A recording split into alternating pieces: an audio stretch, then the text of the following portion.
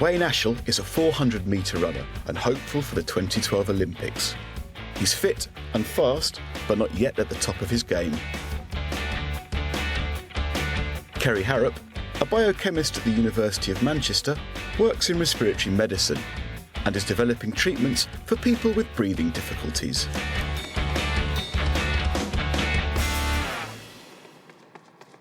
Kerry's here to meet Wayne to see if he can help with her research and if she can help with his Olympic ambition. Wayne's personal best is only 4 seconds off the current world record, but he's hoping Kerry can help him improve on this.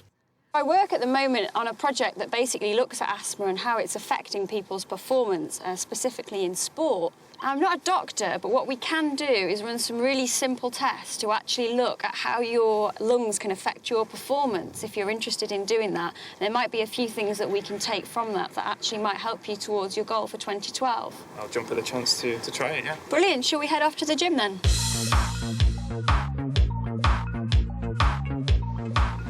Okay, Wayne, so one of the tests that we can do to actually look at your lung function and how your lungs are actually working is using this little bit of kit here, and it's called spirometry. And basically, it measures 2 things. It measures how much air you can push out of your lungs in 1 second, okay, and that's measured in litres per second.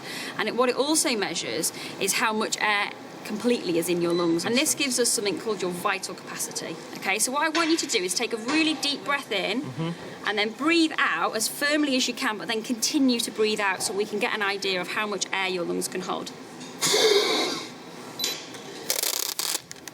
Here's the first result. We need to look at these in more detail, so we'll take the results back to the lab so we've got a better idea of what they mean. To illustrate the difference between an asthmatic and a non-asthmatic, Kerry also takes the test and suggests they do it again after exercise.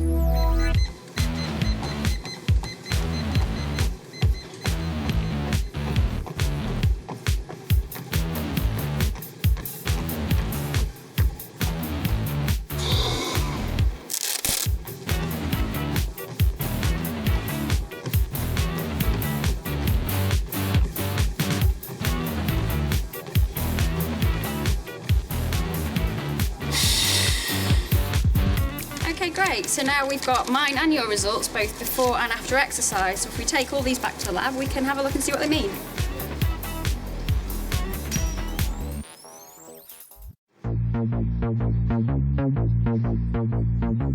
Back in the lab, it's results time for Wayne and Kerry.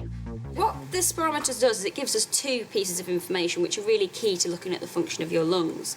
Okay, one tells us the total capacity of your lungs, so how much air in litres your lungs can hold. Okay, when you breathe out and then continue to breathe out until your lungs are empty, where this line ends, which for you is at 5 litres, that gives you the total volume of your lungs. Now the other really important thing in asthma is to look to see if there's any obstruction in your airways. Now, we do this by measuring how much air you can push out in 1 second. So we read up to what volume you managed to expel from your airways. And that was just over 4 litres. That's 80% of your total volume of your air you can get out in 1 second, which basically means that your airways are really healthy. If we take a look at my results, then you can see the graphs are slightly different in shape. So there is slightly different airflow between my lungs and yours. And again, we'll do the same readings. So my total lung volume is only 4 litres, so that's 1 litre less than yours. And if we look at the amount of air I can get out in 1 second, it's about 3 litres. So again, that's 75%, so a little bit less than yours, but certainly within the healthy range. And what about after I'd done some exercise? How was the results different then? It shouldn't affect the total capacity of your lungs because that shouldn't change during exercise. And again, if you read along here, the total capacity of your lungs is 5 litres, so that's good, that shows the test worked. And then if we look at how much air you can push out in 1 second, it's hardly changed at all. So maybe we should have made you run for a bit longer, I think. Because again, it shows a really healthy airway. So despite your asthma, the exercise isn't affecting you at all. That's good. And how about your results? A moment of truth. The total volume should remain the same. That shouldn't change during exercise, and that's 4 litres for me. And how much air I can get out, yeah, again, not bad at all, really. It reads off at about 3, so 75% of my total lung volume. Where do you think the difference between the 2 of us is coming from? There's a number of reasons, really, that it could be different. One thing, I'm quite a lot shorter than you are, so the chances are that you're going to need bigger lungs than me. The other thing is age can make a difference, whether you're male or female, what weight you are, because that obviously also determines your health. And the fact that you train very, very frequently, because every time you train, you're strengthening your lungs and you're also increasing your lung capacity. So that will show up in these tests. Okay, yeah, that's great. What I thought I'd do to help you understand how the lungs function is I've got a little bit of a surprise for you, so I hope you're not squeamish.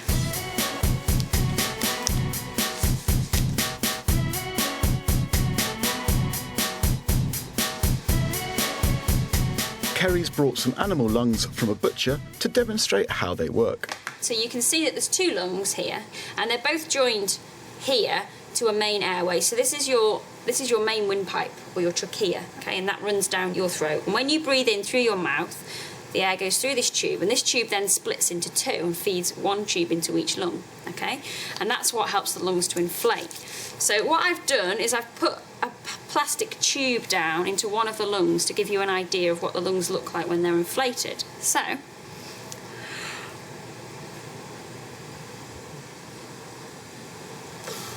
okay, so you can see that every time you breathe in, your lungs expand, okay? And when you breathe out, they contract again.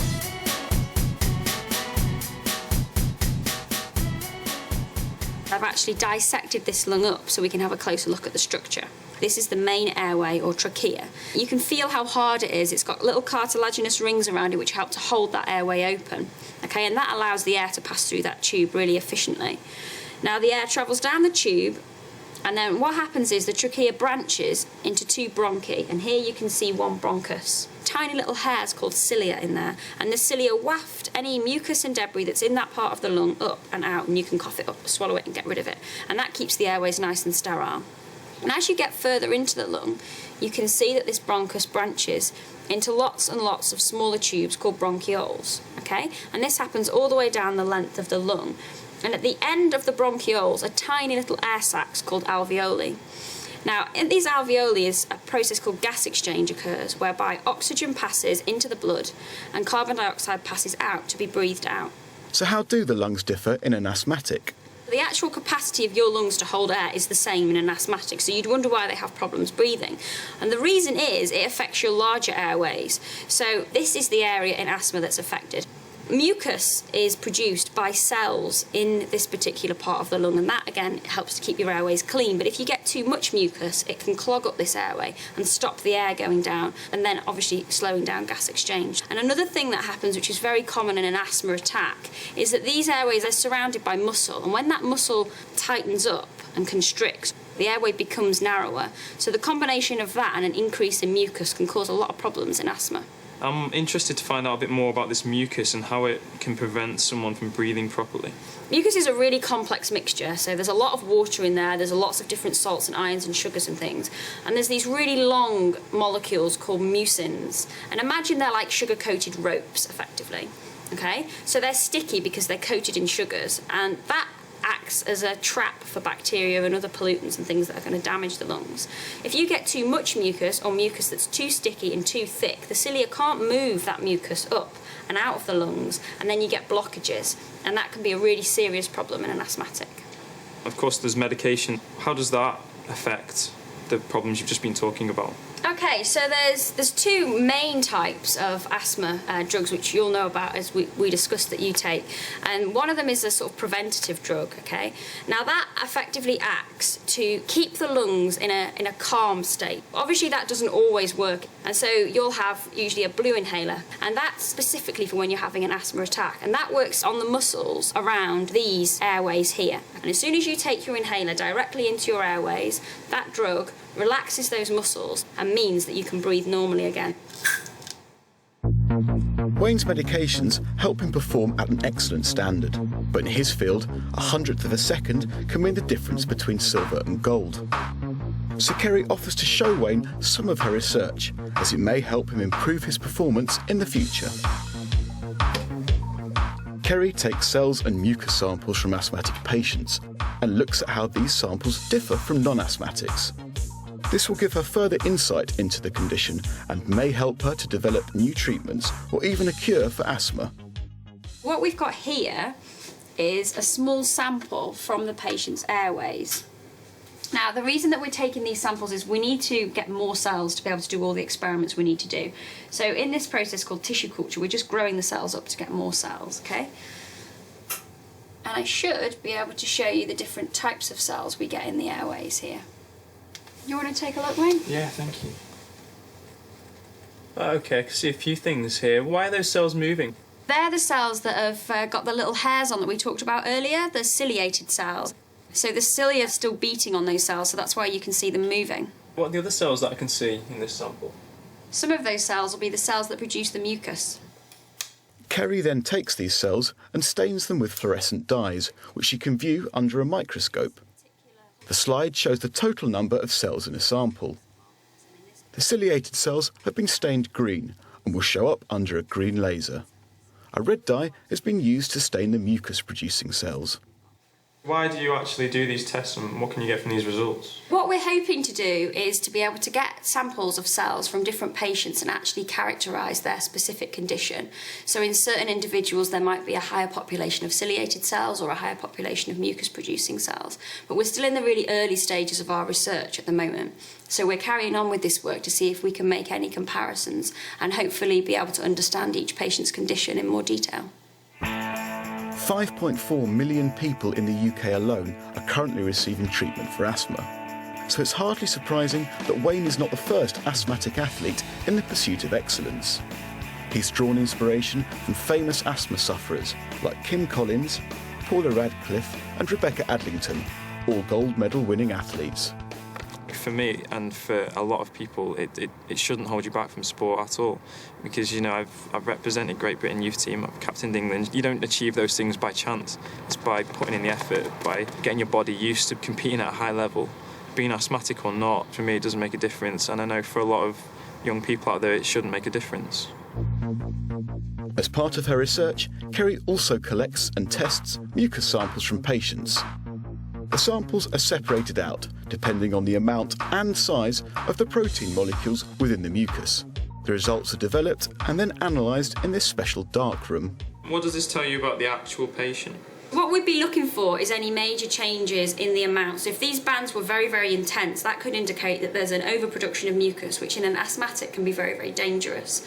And the other thing that's interesting to us is to see if the molecules are changing in size. So if these bands are in a different place, for instance, then maybe the way the mucus is being made is changed in an asthmatic, which is something that we can follow up with further tests.